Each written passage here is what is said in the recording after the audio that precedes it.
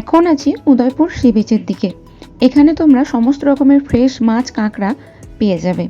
তবে আমরা এদিকটার আবহাওয়াটাকে একটু উপভোগ করে চলে যাব বাজারের দিকে। এখানে আমরা যে কাঁকড়াটা খুঁজছি সেটা পাবো না। আমরা জলের কাঁকড়াটা নেব না, তার জন্য আমরা এখান থেকে কোনো রকম কাঁকড়া নিচ্ছি না। চলে যাচ্ছি সরাসরি উদয়পুরের সবজি মার্কেটের দিকে। ওখানে জলের কাঁকড়া, এমনকি কাদার কাঁকড়া সমস্ত কিছুটাই পাওয়া যায়। এখানের আবহাওয়াটাকে একটু উপভোগ করে নিয়ে চলে এলাম উদয়পুরের মার্কেটে। তোমরা দেখতে পাচ্ছ এখানে আমরা কাদার কাঁকড়াগুলোকে দেখে নিচ্ছি। আর আমি চারপাশটা ঘুরিয়ে একটু দেখাই, এখানে কাদার কাঁকড়া ছাড়াও আরও অনেক কিছু মাছ এবং কাঁকড়া তোমরা পেয়ে যাবে।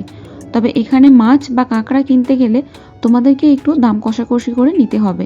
এখান থেকে কাঁকড়া কিনে নিয়ে চলে যাব নিউ দীঘার মার্কেটে, নিউ দীঘার সবুজ মার্কেটে। ওখানে মাছের বাজারে গিয়ে কাঁকড়াগুলোকে পরিষ্কার করিয়ে নেব। এখানে এই মাসের কাছে আমরা কাঁকড়াগুলো পরিষ্কার করিয়ে নিচ্ছি। এই কাঁকড়াগুলো সত্যিই খুব শক্ত হয়, আর এটাকে পরিষ্কার করে বাছাটা একটা খুব কষ্টকর জিনিস আমাদের মতো পর্যটকদের কাছে। ওনারা ওখানে থাকেন, তো ওনারা এটা পরিষ্কার করতে খুব ভালোভাবে জানেন। তো সেহেতু আমরা ওনাদের কাছে এটা পরিষ্কার করিয়ে নিচ্ছি। দীঘা এসে আর কিছু খাও না খাও, যদি পারো তো কাঁকড়া কষাটা খাওয়ার চেষ্টা করো। তবে জলের কাঁকড়ার থেকে এই কাদার কাঁকড়ার টেস্ট অনেক বেশি হয়, এটা আমি শুনেছি। এটা খাওয়ার আমার ইচ্ছা ছিল অনেক দিনের, এবার সেই ইচ্ছাটাকে পূরণ করে নিলাম। আশা করছি তোমরা এই মাসির কাঁকড়া ছাড়ানোর পদ্ধতি দেখে বুঝতে পারছো কাঁকড়াটা কতটা পরিমাণে শক্ত। শাবলের মুখগুলো যেরকম ধারালো হয় না, সেরকম ধারালো একটা লোহার ওই ডান্ডা দিয়ে তার উপরে ঘা মেরে মেরে কাঁকড়ার বড় বড় দানাগুলোকে ভেঙে দিতে হচ্ছে। ঠিক এভাবেই ছোট দানাগুলো উনি দিয়ে দিচ্ছেন। ছোট দানাগুলো নাকি খেতে টেস্টি বলেছিলেন, তাই উনি দিয়ে দিলেন। দেখো আরও কাছ থেকে তোমরা দেখতে পাবে যে উনি কিভাবে এই কাঁকড়ার দানাগুলোকে ছাড়াচ্ছে। ঠিক এইভাবেই প্রত্যেকটা কাঁকড়াকে ছাড়িয়ে দিচ্ছেন উনি। মাসি পরিষ্কার করে দেওয়ার সময় আমাদেরকে জিজ্ঞাসা করছিল আমরা এটা কোথা থেকে নিয়েছি। আমরা বললাম উদয়পুর মার্কেট থেকে। উনি আমাদেরকে জানালেন যে এই কাঁকড়াগুলো উদয়পুরের দিকেই পাওয়া যায়, নিউ দীঘা বা ওল্ড দীঘার দিকে এই কাঁকড়া খুব একটা পাওয়া যায় না। তো তোমরা যদি এরকম কাদার কাঁকড়া নিতে চাও তো উদয়পুরের মার্কেট থেকে নেওয়ার চেষ্টা করো। আর কাদার কাঁকড়ার টেস্ট কিন্তু জলের কাঁকড়ার থেকেও বেশি হয়। পারলে তোমরা এই কাঁকড়া একবার ট্রাই করে দেখতে পারো। উনি পরিষ্কার করে দিলেন বেশ কয়েকবার জল পাল্টে পাল্টে। তারপর ভালো করে কাঁকড়াগুলোকে দুভাগ করে কেটে কাঁকড়া আর কাঁকড়ার ঘিলু আলাদা করে দিয়ে দিয়েছিলেন।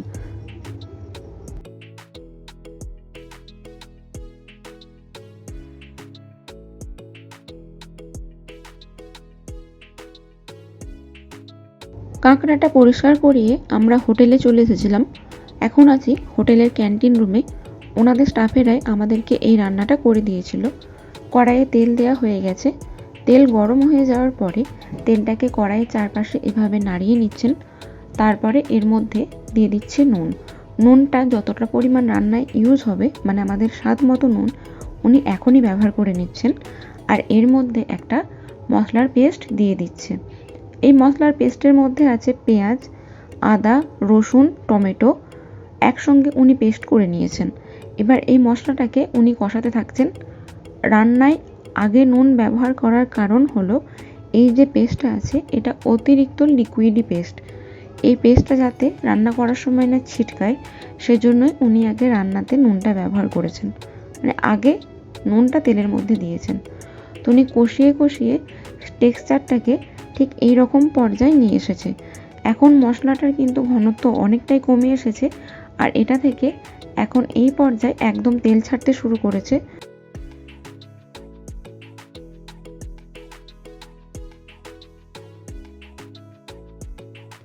অতখানি মশলাকে কষিয়ে কষিয়ে এই পর্যায়ে নিয়ে আসলে মশলার কাঁচা গন্ধ দূর হয়ে যাবে এবং মশলা থেকে খুব সুন্দর একটা গন্ধ বের হবে। তখন এই মশলার মধ্যে দিয়ে দিতে হবে কয়েকটা কাঁচা লঙ্কা চিরা। অবশ্য যদি তোমরা কাঁচা লঙ্কার স্বাদ পছন্দ করো তবেই। কাঁচা লঙ্কা দিয়ে আবারও কিছুক্ষণ ভালো করে কষিয়ে নেওয়ার পর রান্নাতে সুন্দর স্বাদ এবং সুন্দর কালার আনার জন্য দিয়ে দেব অল্প একটু পরিমাণের চিনি। চিনি যেমন রান্নাতে একটা সুন্দর স্বাদ এনে দেয়, তেমনই কিন্তু রান্নাতে একটা সুন্দর কালার এনে দেয়। তো এর জন্য কিন্তু চিনিটা ব্যবহার করাই যায়, আর চিনি আমাদের রান্নার স্বাদ ব্যালেন্স করে।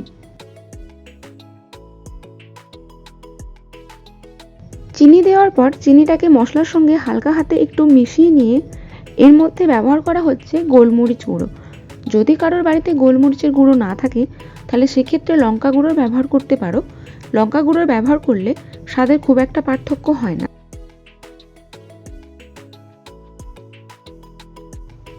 গোলমরিচ গুঁড়ো দিয়ে ভালো করে কষিয়ে নেওয়ার পর এখন এর মধ্যে ব্যবহার করা হচ্ছে কাশ্মীরি লঙ্কার গুঁড়ো।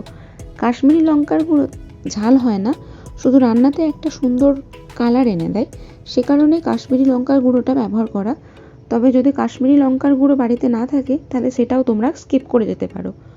তবে কাশ্মীরি লঙ্কার গুঁড়ো দিলে রান্নার কালার কিন্তু ভালো হয়। একটা লালচে লালচে যে রান্নার মধ্যে কালারটা আসে, সেই কালারটা কিন্তু কাশ্মীরি লঙ্কার গুঁড়োই এনে দেয়। একটা জিনিস লক্ষ্য করেছো, রাঁধুনি দাদা এক একটা উপকরণ মশলার মধ্যে দিচ্ছে আর কিছুটা সময় নিয়ে সেটাকে কষাচ্ছে। এটা আমার পছন্দের একটা বিষয়, যেটা রান্নার টেস্টকে বাড়িয়ে তুলতে পারে। এই ছোট্ট ছোট্ট টিপসগুলো যদি তোমরা ফলো করো তাহলে তোমাদের রান্নাও কিন্তু সুস্বাদু হতে বাধ্য। এর কারণ কি জানো? এই যে মশলাগুলো আমরা এক একটা মশলা এক এক সময় ব্যবহার করে থাকি, সেই মশলাগুলোর নিজস্ব একটা করে ফ্লেভার আছে, যেটা ছাড়ার জন্য তাদেরকে একটু করে সময় দেওয়া দরকার বলে আমি মনে করি। আর এই কারণে কিন্তু রান্নার স্বাদ ভালো হওয়ার সম্ভাবনা অনেক বেশি থাকে। চাইলে এই টিপসটা তোমরা ফলো করে রান্না করে দেখতে পারো। আশা করব তোমাদের রান্নাও সুস্বাদু হবে। তো উনি হলুদ গুঁড়ো দিয়ে মশলাটাকে কষিয়ে নেওয়ার পর অল্প একটু জল দিয়ে মশলাটাকে কষিয়ে নিলেন এবং তারপরে আবারও একটু জল দিয়ে মশলাটাকে আবারও একটু কষিয়ে নিচ্ছেন। ওনার এই রান্নাটা আমার সত্যিই খুব ভালো লেগেছিল। মানে যেমন সুন্দর স্বাদ ছিল তেমন সুন্দর গন্ধ ছিল। আর এই দাদার হাতের রান্না আমার সত্যিই খুবই পছন্দ হয়েছে।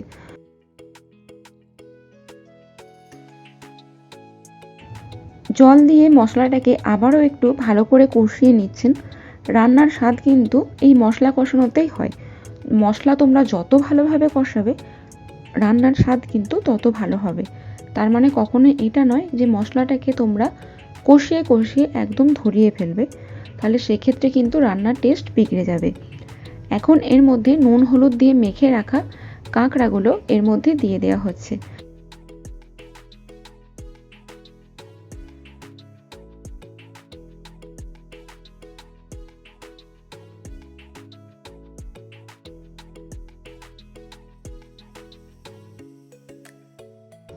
মশলা দিয়ে কাঁকড়াটাকে ভালো করে কষিয়ে নিয়ে আগে থেকে পরিষ্কার করে ধুয়ে রাখা কাঁকড়ার ঘিলু এখন এর মধ্যে দেওয়া হচ্ছে। কাঁকড়ার ঘিলুর স্বাদ কিন্তু রান্নাতে অনেকটা টেস্ট বাড়িয়েছে, এটা মিথ্যা কথা বলা যায় না। কাঁকড়ার ঘিলু কিন্তু সত্যিই খুব স্বাদের হয়। তো তোমরা চাইলে কাঁকড়ার ঘিলু টেস্ট করতে পারো। যদি কারোর পছন্দ না হয় সেক্ষেত্রে এটাকে বাদও দিতে পারো। আমাদের পছন্দের, তাই আমরা এখানে ব্যবহার করেছি। তো কাঁকড়াটাকে ভালো করে এই মশলার সঙ্গে কষিয়ে নেওয়ার পরে এখন এর মধ্যে ব্যবহার করব নারকেলের দুধ। নারকেলের দুধ ব্যবহার করলে এই কাঁকড়া রান্নার স্বাদ কিন্তু অনেকটাই ভালো হয়, আর যার কারণে এই রান্নার স্বাদ অনেকটাই ভালো হয়েছে আর আমাদের খেতে সত্যিই খুব ভালো লেগেছে।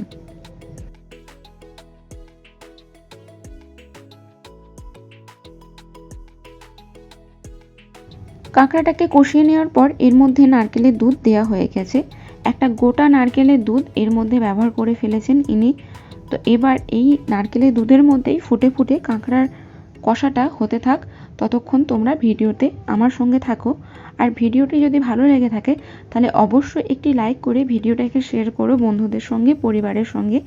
যদি আমার চ্যানেলে নতুন বন্ধু হয়ে থাকো তাহলে আমার ভিডিওটিতে একটি লাইক করে আমার চ্যানেলটিকে সাবস্ক্রাইব করে পাশে থাকা বেল নোটিফিকেশনটা প্রেস করে অল অপশান ক্লিক করতে ভুলো না।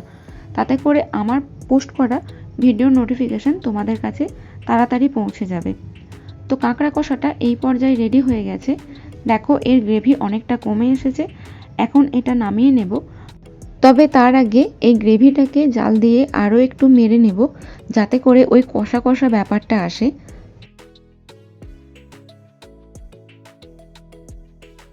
নামিয়ে নেওয়ার আগে এর মধ্যে দেওয়া হলো কিছুটা গরম মশলা গুঁড়ো আর 1 চামচের মতো ঘি। গাওয়া ঘি যে কোনো রান্নার স্বাদকে কিন্তু দ্বিগুণ বাড়িয়ে দেয়। তবে ঘিয়ের গন্ধ যাদের পছন্দ হয় না তারা চাইলে এটাকে স্কিপ করেও যেতে পারো। আর দেব ধনে পাতা।